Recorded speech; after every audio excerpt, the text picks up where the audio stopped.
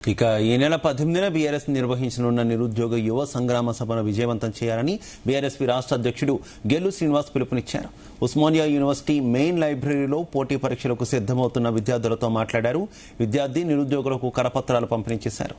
ఎన్నికల సమయంలో కాంగ్రెస్ పార్టీ నిరుద్యోగ యువతకు ఇచ్చిన హామీలను వెంటనే అమలు చేయాలని వారు డిమాండ్ చేశారు. ఇక సరూర్ నగర్ వేదికగా కాంగ్రెస్ పార్టీ యువతకు ఇచ్చిన హామీలను గుర్తు చేస్తూ ప్రభుత్వాన్ని ప్రశ్నించేందుకు విద్యార్థులు నిరుద్యోగ యువత భారీగా తరలి రావాలని కోరారు. ఉదయం 10 గంటలకు సరూర్ నగర్ స్టేడియంలో పూట యువ సంగ్రామ సదస్సును బీఆర్ఎస్ పార్టీ ఆధ్వర్యంలో నిర్వహించబోతూ ఉన్నాం. ఎందుకంటే ఆనాడు కాంగ్రెస్ ప్రభుత్వం ప్రియాంక గాంధీ గారు ఈ రాష్ట్రంలోని నిరుద్యోగ యువతకు యూత్ డిక్లరేషన్ పేరు మీద 2 లక్షల ప్రభుత్వ ఉద్యోగాలు భర్తీ చేస్తాం, అదేవిధంగా ఫీజు రియంబర్స్మెంట్ ను బకాయిలు పెండింగ్ లో లేకుండా చేస్తామని చెప్పి రాష్ట్రంలోని నిరుద్యోగ యువత కూడా హామీ ఇచ్చారు.